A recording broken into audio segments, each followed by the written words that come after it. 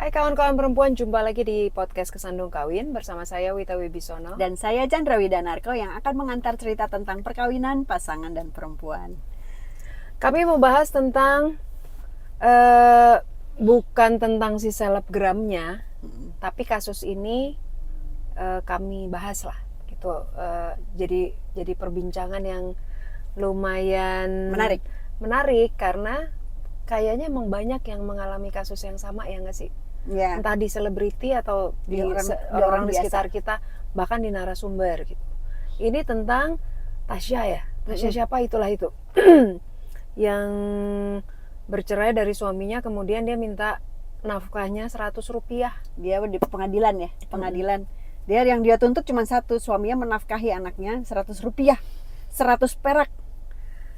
Bahkan gue nama mencepek, nggak pakai bener-bener cepek.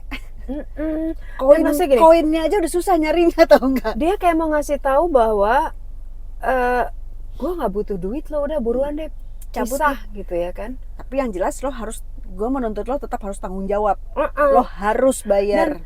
Dan itu kan, itu penghinaan nggak sih? Makanya sampai ada ya, maksudnya gini, walaupun beberapa netizen bilang itu adalah penghinaan yang elegan gitu. Ya itu penghinaan loh. Iya. Dan itu kan harga diri laki-laki kan dari kebanyakan ya, sorry ya kita gua nggak bukan bermaksud gitu. Tapi harga diri laki-laki itu kan dari itu uang, dari pekerjaannya, dari bagaimana dia menafkahi rumah tangga, itu kan harga diri laki-laki dari situ nggak sih? Umumnya. Iya, makanya umumnya gitu kan. Jadi kayak mungkin juga si Tasya ngerasa bahwa nih orang nggak ada harga dirinya juga. Jadi ya udah. Karena dari yang gue baca, maksudnya komen-komen dan lain-lain, katanya memang ternyata selama menikah dia tidak dinafkahi sama sekali. Itu lama kan nikahnya, berapa belas tahun ya? Nggak tahu. Kayaknya nggak selama itu. Nanti kita cek lagi ya, 9 tahun apa berapa gitu. Ya mungkin karena dia makanya, dan dia tuh kan dari Tasya tuh dari keluarga tajir melintir kan. Dia nggak perlu itu intinya gitu ya. Dia yang penting sayang. Kayak lo. Yang kadang-kadang kalau sayang tuh suka nggak tahu batasnya ya. Sayang tuh random gitu pokoknya. Oh sayang padamu udah. Konsekuensinya tidak dilupakan konsekuensinya. Gini. Sayang itu tidak bisa dinilai dengan uang. Cielah. Ya udah, saya akan makan tuh. Karena gini, memang tanggung jawab itu tidak melulu diukur dari uang. Betul, itu ya. Tapi banyak hal lain. Tapi sebetulnya yang namanya tanggung jawab adalah tanggung jawab. Paling tidak willingness untuk lo mau melakukan sesuatu demi keluarga, itu terlihat dan dilakukan, betul, gitu. Yang penting kan itu. Betul. Ya cuma maksud gue gini, gue nggak tahu ya, mungkin karena gue bukan perempuan setajir itu gitu, maksud gue ya. Bukan perempuan tajir lah. Tajir tapi tajir itu jangan gitu dong. Salah ngomong. Bukan, maksudnya gini.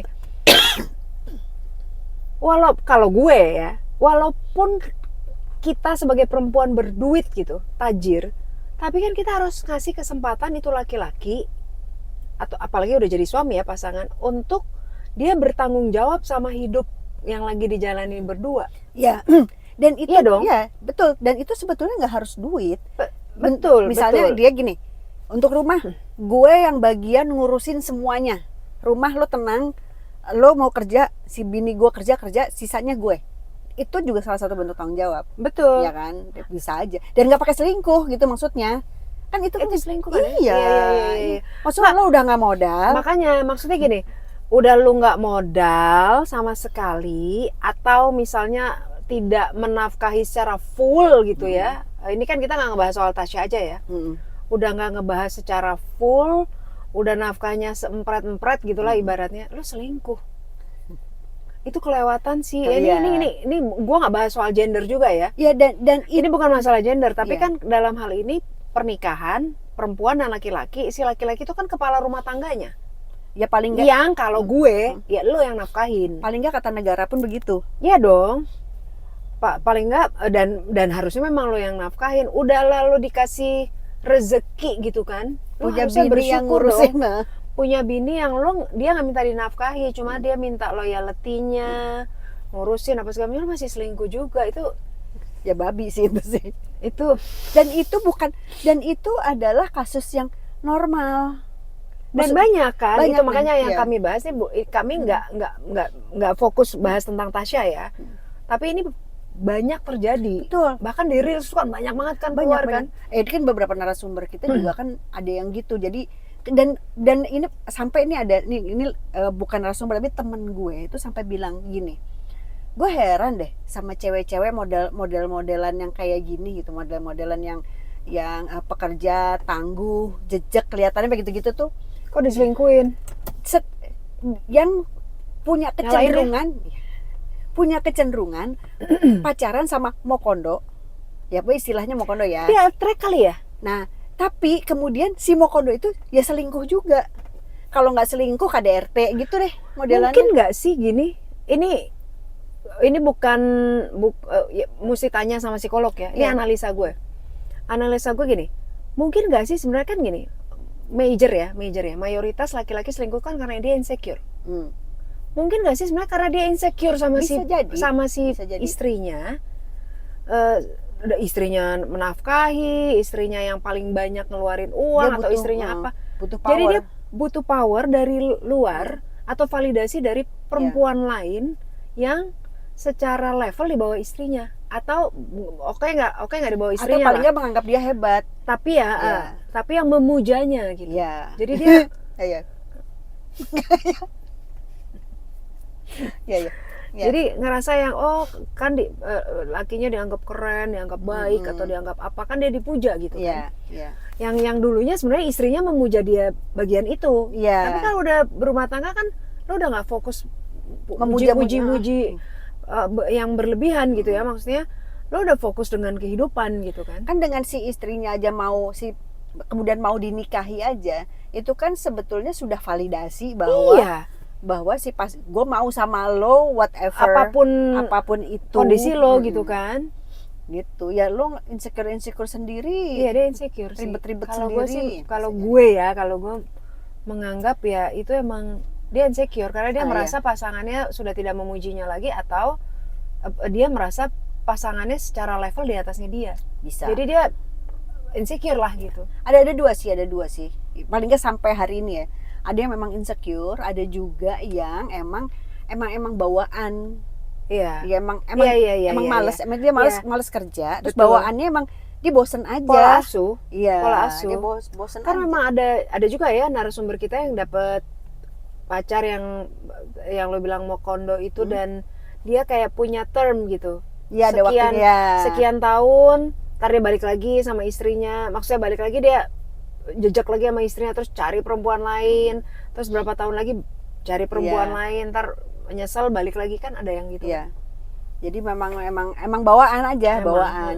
Cuman memang mungkin semakin lama orang-orang jenis ini tuh kan kepengen secure secara duit juga. Jadi dia kadang-kadang mana yang lebih menguntungkan?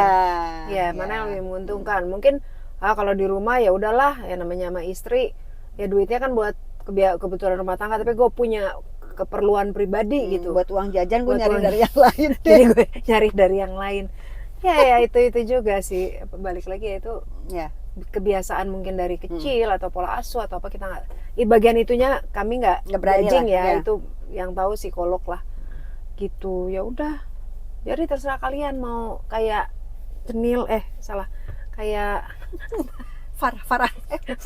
Tasya ya. Tasya. Bisa mengatasi itu apa enggak? Tapi gini, gue pernah ada satu temen ada di circle gue lah ya. Dia tajir banget. Salah satu anak, pokoknya tajir lah. Dulu dia cerai, terus dia cari dapat laki-laki lagi. Waktu itu dia bilang gini, gue nggak butuh laki-laki yang menafkahi gue. Tapi at least dia nggak ngerepotin gue. Dia cari uang buat dirinya sendiri. Padahal dia setajir itu. Artinya balik lagi ke kita sih. Nentuinnya. Ya. Gitu ya. Mari bahagia. Kawin pasangan semua akan lucu pada waktunya. Bye-bye. Bye-bye.